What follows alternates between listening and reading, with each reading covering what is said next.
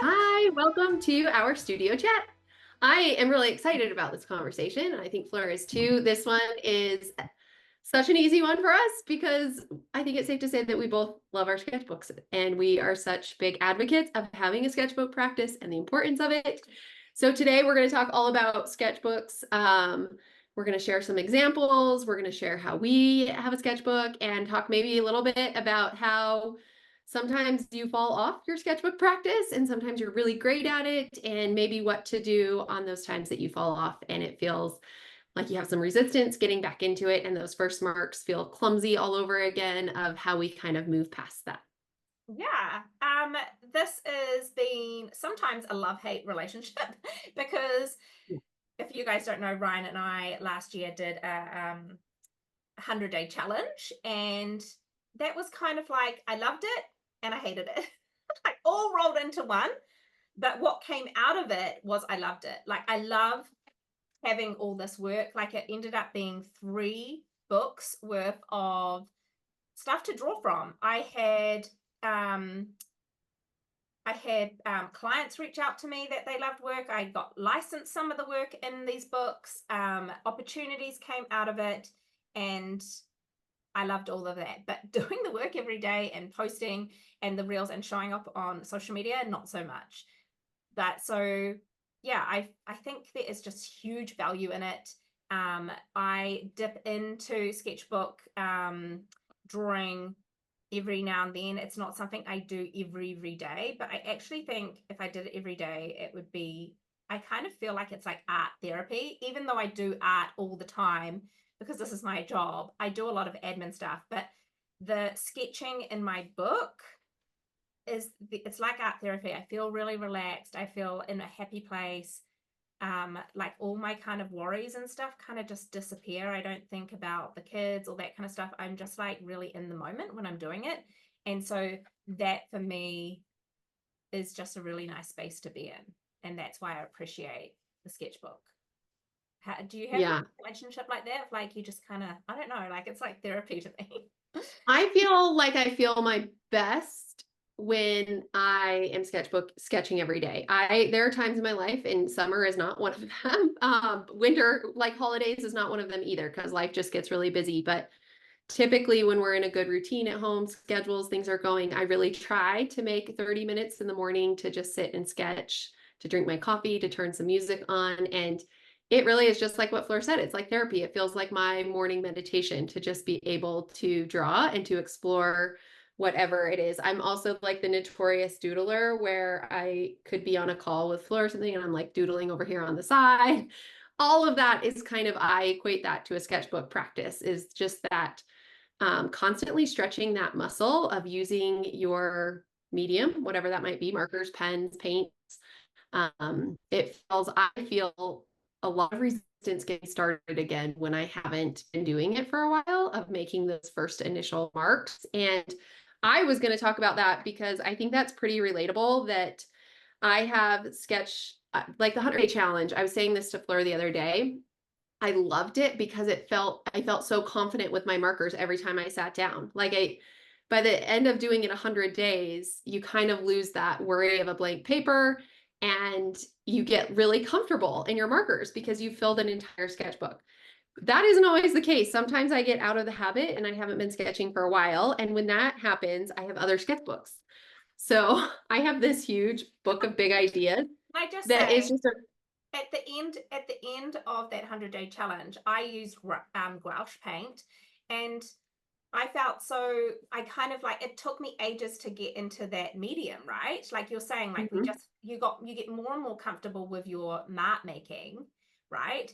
And now I haven't done the gouache painting since I did that challenge, and I think it would take me again to get comfortable with it. Like we kind of, you have to flex these muscles all the time. And we just started another sketchbook challenge inside our membership.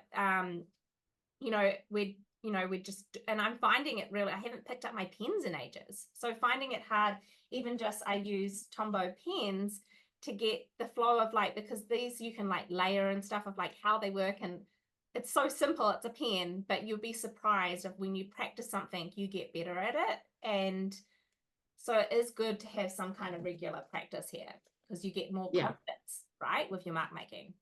Yes. Show us your book. Sorry. So anyway, I was just gonna say when I'm out of habit and I need something that feels low pressure and I'm intimidated by it, and my Tombows, just like Fleur was saying, like you don't have it around. I have the sketchbook. It's my big ideas, and I put this sticker from my friend Lindsay that says I have no idea what I'm doing on the back of it. And it's just a reminder that it's just like these are totally throwaway pages. It's not expensive. It doesn't feel precious. I know that this is my sketchbook that I can just get started in. And I actually revisit a lot because it'll have little tiny doodles that I'll go back to. But my biggest tip is I am notorious for having tons of paper sketches, just like loose leaf paper around, because it feels very low stakes to me. There's no permanence about it. There's no, I'm going to have to revisit this in a sketchbook and go, ooh, don't look at that, or I don't want to share that. But I also really love them because, like, when I do greeting cards, I'll do really quick black sketches. I fold it. I've got the size of my greeting card. I can be really loose. It's just an idea. It's like getting an idea down really, really fast.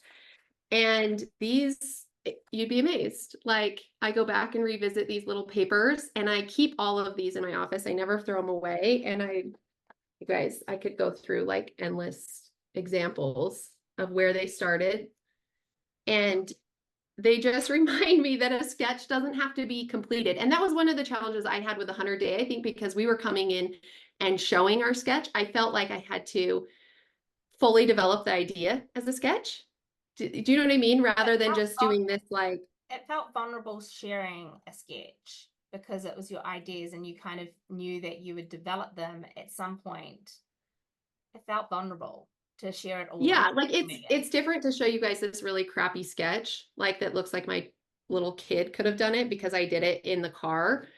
And it feels different if I were just to show you that and not show you the context of how it turned out, right? Yeah, because And like the doodle is sometimes just like getting an idea. I've got this idea and I just need to get it down fast. It's not it doesn't have to be a masterpiece, right? I yeah, find the sketchbook can be two different things for me. It can be this like non-judgmental space where I'm just getting ideas down fast and just like sketching out an idea so then I can develop it and refine it later. So it doesn't have to feel, I've tried to have it as a non-judgmental space, right? yes. And sometimes Well, and when you share that sketch, you're feeling like people are judging. 100%. And I think that it's just a good reminder that sometimes you want to fully develop a sketch, and sometimes, like, this is a sketch that's going to take a lot longer to sketch out. I have the time to sit and do it. And then this sketch could end up being better than the sketch that I spent forever on. Do you know what I mean? Yeah. And it's kind of like my 100-day challenge as well. Like, you know, there was like little ones that I sat and I like really like took the time. I've developed this one.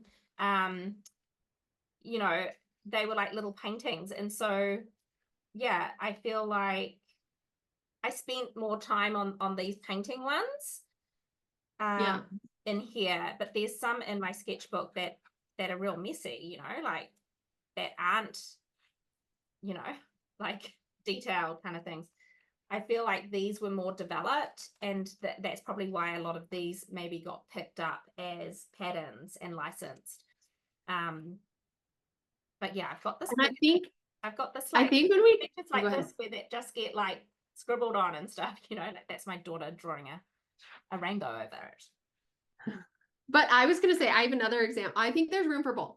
I think there are times in my sketchbook where I fully develop the sketch and then I turn it into a pattern straight from that sketch, and I don't need to do a lot of work to it. That idea and that concept has been fully developed.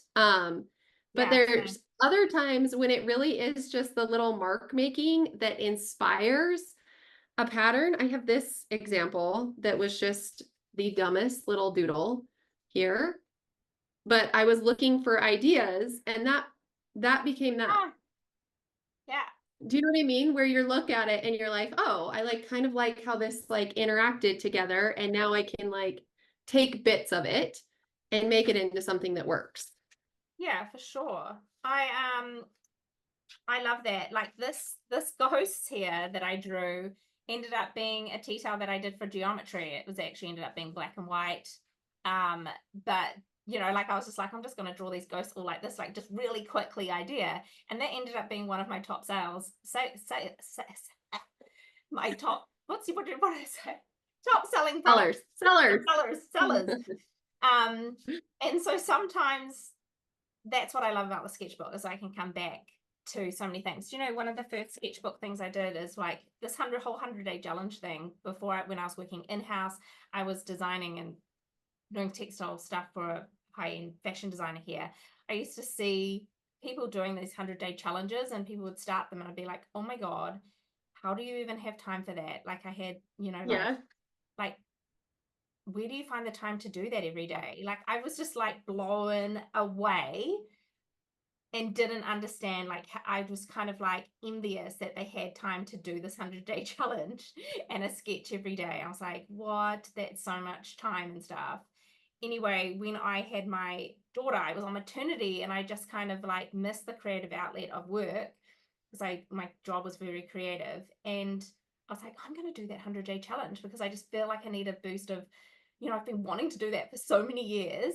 And like that was the first kind of time where I really got into like in this side of my kind of life, you know, after like working in the industry for like years and years and years, decades, that I was just going to do something just for me. It was for no one else. And there was no intention for the designs.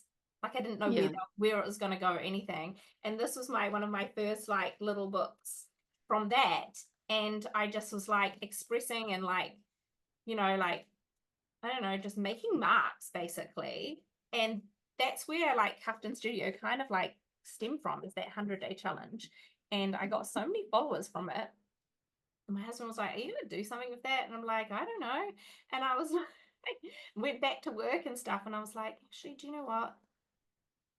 I didn't really know what I was going to do. Anyway, I said, that's Houghton Studio, how it kind of like grew into then I just ended up loving doing my own designs.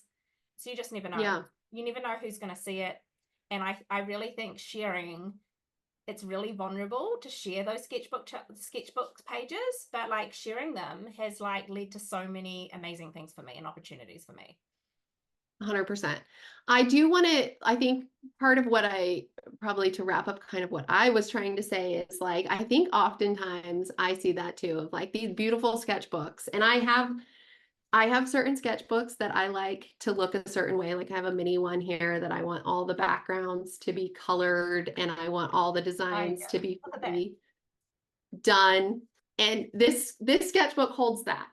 And I like these and I like showing these. And I think that a lot of times the sketchbook tours that I see on Instagram, people have these beautiful sketchbooks that all look a certain way and they're beautiful. And I think there is totally a place, and it brings me a lot of joy to make art like that where it feels finished inside my book.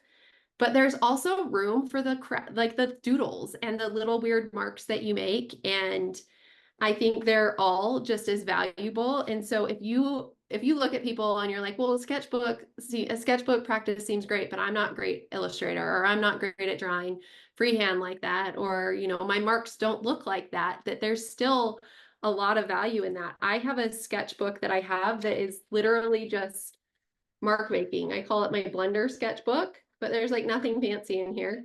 They're just marks. Yeah. And that it's super, I'm sure I will come back and revisit this a ton as it fills up when I'm just looking for blenders, things like that. And this is another place that I can start when I don't, you know, when illustrating an animal with my markers feels intimidating. I can do this instead. And it still is stretching and flexing that muscle in a different way. I drew these flowers 2 years ago, and just this month I developed them. Like, that just goes to show, like, you know, I was like, oh, I want to draw this particular flower, and I was like, oh, I've drawn that in my sketchbook, and I went back and found it, and I was like, oh, that's such a good starting point, and developed it. It's so good. I want to chat about different sizes of sketchbooks because sometimes they can be intimidating. I think people think this one is really intimidating, but I like the size for being a bit more expressive with my line making, because my line making is quite expressive. So when the smaller the book I have, I can't really like just be like more free kind of thing. Like, you know, like I quite like these like big kind of expressive fish that I drew in here. And this allows me to be that way in this book. And so I enjoy this for a certain time and place. But then when I'm feeling like I don't have a lot of time and stuff, something small like this, like what Ryan's been showing, or even this little thing as well, is like, is nicer. So when you're not feeling so confident, you just want to do like little tiny things, getting smaller books are good. I've really loved this size, which is kind of, I think like it's a bit smaller than an A4. You guys have different sizing over there, but this is like maybe an A5-ish size. I really liked this because it's somewhere in the middle and it's really an easy size. And this is a moleskin one. And it just really sits really nice and flat kind of thing. When the pages are really nice and thick, so they're good for painting on. This one here is thinner pages. It's moleskin. Is it moleskin? Yeah, it is moleskin, but it's thinner pages, so it's fine for my combos, but maybe not my paints. Do you know what I mean? And sometimes I like paint pens don't work so well on the thinner paper because it kind of like beads, the paper beads when you like use too much ink. Yeah. So getting a heavier weighted paper is better for the paint pens as well. I was gonna see if I had an example. You keep talking. I want to see if I have it too. Okay. I don't know what else to say. I have had this one. It's from New Zealand. It was cool. It was this brand. I don't even know what that says. Barano or something. And I did a lot of paint pens in this one, which actually ended up working okay. But it was kind of like cartridge paper weight, kind of. Yeah. I can't find them, but I was hoping to show when I first started sketching really and using markers before I invested in my Tombos, and I keep a box of them on my desk. No, kids Crayolas. Oh yeah.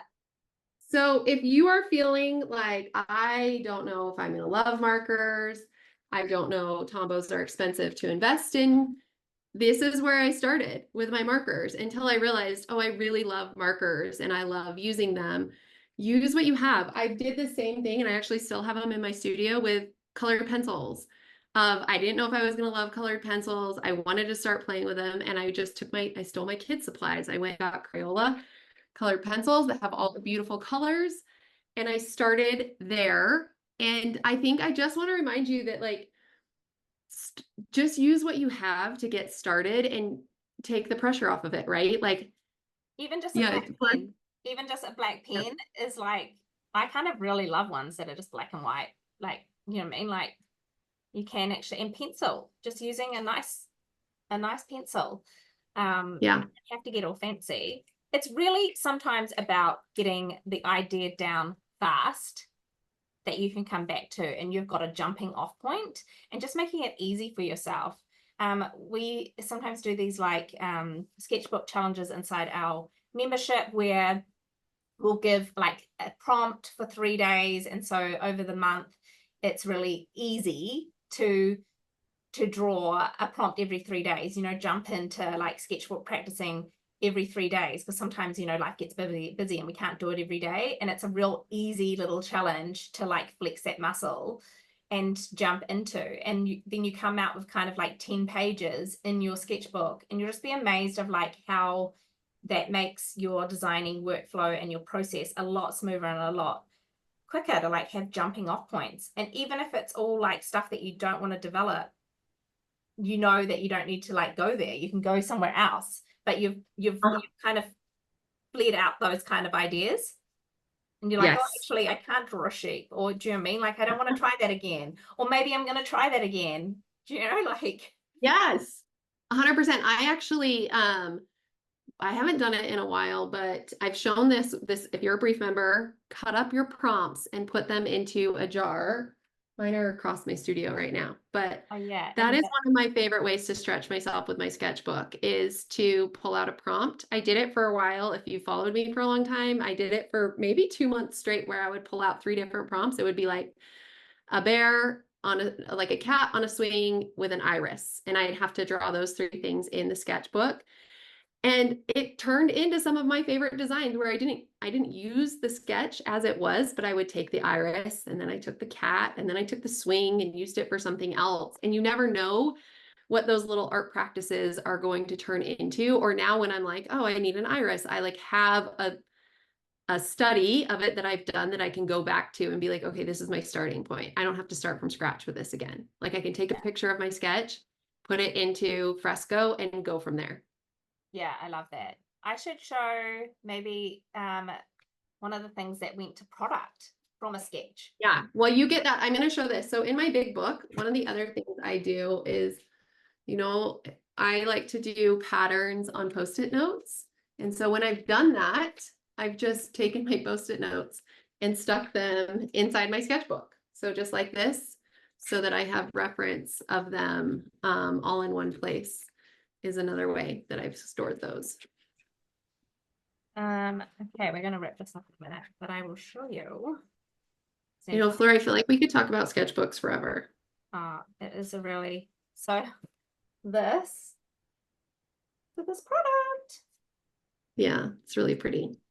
And like I ended up taking out the blue lines in the back. But yeah, really lovely to see something like that come to life on a product. So much fun. So much fun. So get sketching. It doesn't matter where you start in your sketching thing, and try to make it judge free. Don't judge yourself.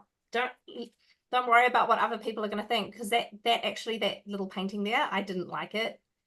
That was one of my least favorite. I was like, oh, I've messed it up. I did Tombow in the back, some lines in the back, and then painted over the top, and then it all kind of bled, and then I had to paint over the top to try and fix it and stuff, and then it ended up getting licensed. So you just never know. Like, you never know. You really don't. This stuff, and you just never know, and you're like, oh, well, that was. I'm lucky I shared that. Glad I shared. I often, when you share, it's a muscle. Like right now, I haven't been great at sharing recently, and it feels intimidating to get back into like sharing my process, my behind, just the messy sketches. But whenever I do share that, I feel like I make the best connections with you guys online or people that are following me.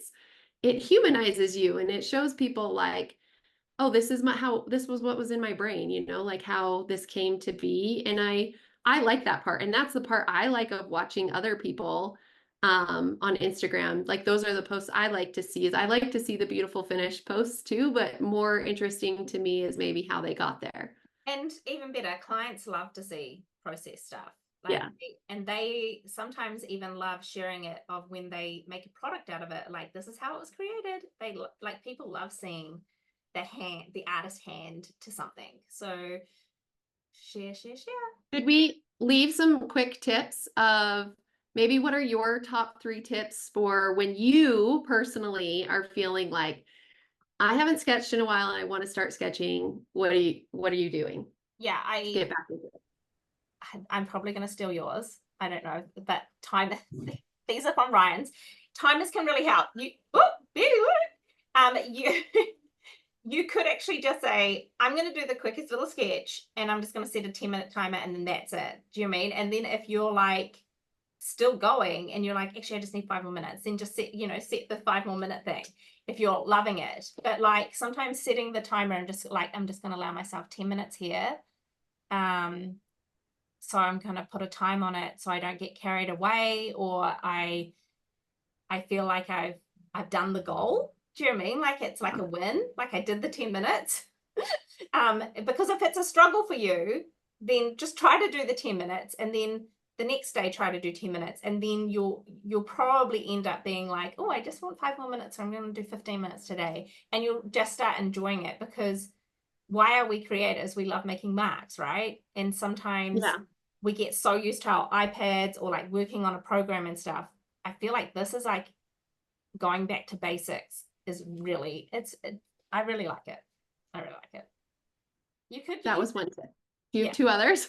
I was going to say, you could actually, if you really hate making marks in a thing, you could do like a sketchbook page in sketchbook pages and make a folder in your Procreate or something like that, and just be like, I'm just Mhm. gonna not do finished work. I'm just gonna do ideas in here. If you really love drawing that way. Yeah. Okay, your turn. Okay, I was going to say art traps. I take a sketchbook everywhere I go. That's one of the reasons I love these small sketchbooks. They are inexpensive and they are small. And as long as I have a pen with me, I can make marks. And I say this about art traps, but I leave them in my studio. I leave one right on my desk every day. I have one in all of our cars. I have one by the couch. Art traps. Art traps. So I did not coin that. It's from Elizabeth Gilbert, who wrote Big Magic, who I love. But her point was if you leave your sketchbook open and your pen out and you have it somewhere, you are so much more likely to sit down and use it than if you have to get it out every single time. So Yeah. create little art traps for yourself where you are. So I spend a lot of time in the car with taking kids to practices, sitting at practices. And I always have a sketchbook with me. I throw one in my bag and I keep it in my bag. I wish I had my bag in here. In a Ziploc bag. So I just put it in like a lame Ziploc bag with 3 markers. And I always have one everywhere I go. And like I said, on the couch. So if I'm watching a show, I'm like tempted to pick it up and just kind of doodle while I'm doing that. Do that. The other tip I have is the year that I did my art journaling for an entire year. I journaled what we did throughout the week. Oh The yeah. biggest thing that was help. Do you have an example of that? Yeah, let me grab it. Hold on. Yeah. I can chat while you're grabbing it. But Ryan did this amazing like art journaling of what she did every day, or like what she drank, what she ate. It's really cute. I really, really love that. You should definitely show that, Ryan. I know I'm trying to. Oh, I found it. Oh, I found it. Okay, so I did it every single day for an entire year, and you can see at the beginning it wasn't. This led to a lot of opportunities, and it led to me first illustrating things. Like I did it because I wasn't really illustrating. I was drawing a bunch of flowers and shapes and stuff, but I did this for an entire year. And one of the things that was most helpful for me was limiting my color palette. So I'd pick 3 colors and use those same 3 colors for the entire month. So for 4 spreads, I would use the same color so that when I sat down to get started, I didn't have to think about the color decision. I just knew that I was using those 3 colors. And so limiting your color palette. And then the other thing I was going to say is this, I had the same thing that I was documenting our lives, and I started with the same thing every single time with I had a blank paper. Coffee down in this corner is in every single one of the spreads because I knew I could draw it, and I love coffee and it got me going. But I was going to say that. So if you're having a hard time and you want to get going, maybe you do every morning for a week, you're drawing a sunflower. And it's a sunflower in all different shapes. So you don't have to make a decision on what you're drawing. You don't have to make a decision on what colors you're making or what sketchbook you're doing it in. All the decisions are made. You just have to show up and do it. And that for me helps to just go of being like, yep, today I'm drawing a sunflower. And the first day, that sunflower is hard to draw. Second day, it gets a little easier. The third day, it becomes easier. And I find your sunflower gets progressively better as you're doing it as well, because you loosen up, you're not studying the line quite as hard, you have that more flow to your pen. I've seen people do things like a study of flowers. So they might do, I'm just going to draw flowers this month, you know what I mean? Or like you said, they draw a different flower each day, or they do like different types of birds, you know what I mean? So they want to get good at drawing animals, so they draw just different variety, different species of birds. So like you could even just pick something like that as well, could be fun. Yeah. But the great thing about in our membership, if you're a brief member, we give prompts that align with our briefs to give you a head start. So if you are a brief member, just don't forget to jump in on those because they're strategically planned to get you working in your sketchbook and to get ideas out so they're ready to jump off in for our creative briefs to build your portfolio and just be there, have all those opportunities ready for when art directors come your way. Yes. All right, we're gonna wrap it up. I seriously could talk sketchbooks forever. If you guys liked this conversation, please take a screenshot, make sure you share it. And if you have any questions about sketchbooks or sketchbook practices, please feel free to shoot us a DM or an email. If you are in our community, that's a great place to leave questions and to also join us for our next sketchbook challenge. Yeah. Okay. Okay. See you guys. Bye, guys.